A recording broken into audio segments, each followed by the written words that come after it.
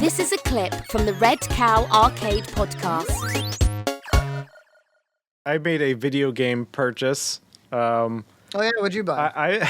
I bought that video game everyone's talking about, Elden Ring. All right, can I admit something? Yeah. I've been trying to act cool and not respond to any discussion about it to show I don't know what the fucking Elden Ring is. I didn't really. Well, okay, I do know what it is. Like, I've never really played a Souls game, which is like. Does it have anything to do with Lord of the Rings? No. Well, it had story elements written by George R. R. Martin, which George he has RR in the middle of his name, like J.R.R. Tolkien. Yeah, right. Well, anyway, so I've had no experience with Souls game. I bought the first Demon's Souls for the PS3 back, whatever that was, 12 years ago, 13 years ago. Mm-hmm. And, I died in the first area like everybody, and I was like, okay, this game sucks. What is it? Is it a platformer? What am I doing? Is it anything like Castle of Illusion for Game Gear? Yeah, it's pretty close because there are castles and stuff. You don't throw apples in this one. No, it's like a combat heavy. They're usually very hard and very combat heavy. So you have to really learn the mechanics, dodge mechanics, and because it will punish you if you make a wrong move. Okay. And so there's no slamming on B. No, you can't get through a crowd. Okay. It's not like God of War where you could kind of quick time your way through it. It's more like there's a skill to it. There's it's like what the game that popularized the meme of get good. Mm-hmm.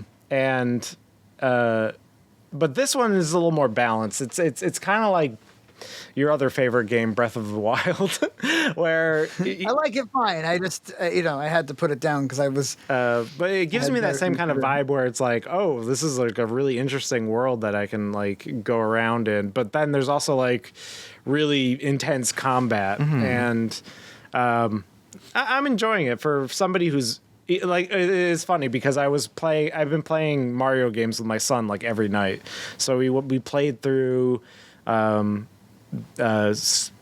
Mario 3D World, Bowser's Fury, New Super Mario U, Mario 64, and then I go to you use 3 buttons at most with those games, and then you go to this game and it uses every button on the controller, and I'm so not used to it. I'm used to just pressing A, jump, B, but now it's okay, which one is the potion?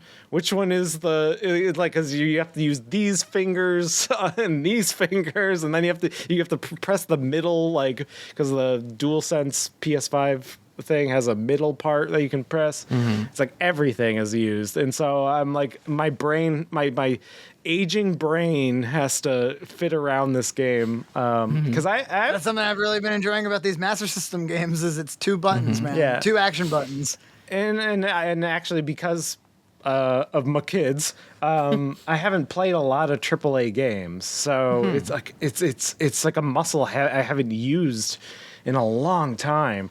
So what inspired the purchase? Just the fact that you had a PS5 and you wanted to get an ROI on it? Yeah. So that's yeah. So I got a PS5 last year, late last year. I really just wanted to play the DLC to Final Fantasy VII Remake, and that was only on that was at the time only on PS5. Mm-hmm.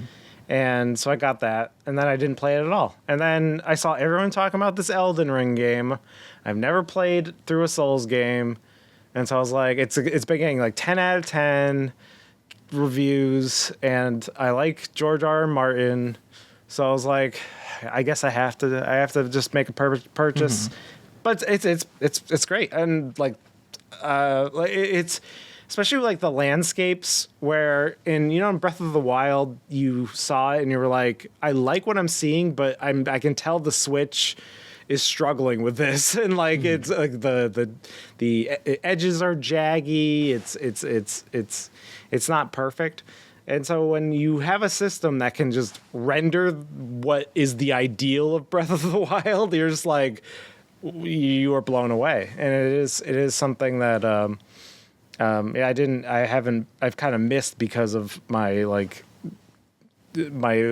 break from AAA games. So yeah, you have to have a hell of a game to showcase that horsepower, because most games, you don't notice the upgrade in graphical quality from system to system like you used to. I've often said that like the graphics in the GameCube, like those were good enough for me. Like if you port them to HD, that's like basically all I need, because then it's just gameplay. Like the graphics are now not distracting, but there is something to be said when you're just like churning out all these polygons. You got like the capes like flow like real fabric, and you're just like, okay, this is pretty cool. So you play this Elden Ring game, Dylan? Yes. I actually, in fact, it's completely destroyed my productivity this last week, because nice. I think I have like 40 hours in it now. Yeah, well, I have 3. Yeah, I have like this. It's weird. This last year, I really got into the Dark Souls games, and so it's like I got to get this whenever it comes out. I've been playing the hell out of it. They're very fun games. It's one of those things where you have to kind of know what you're getting into. It's like this game is fair, but it's not gonna pull its punches. It's like you're going to die. It's part of the experience. You just kind of have to be okay with that and continue. Keep going. A lot of the story, the themes, like there's not like a lot of story in these games. In fact, they're kind of you kind of have to find it. Yeah. In fact, I'd almost say it's weird. They almost have like a retro aspect to their story, in that like it's kind of minimal. But the themes that are there is kind of connected with the fact it's like this whole thing is a big struggle.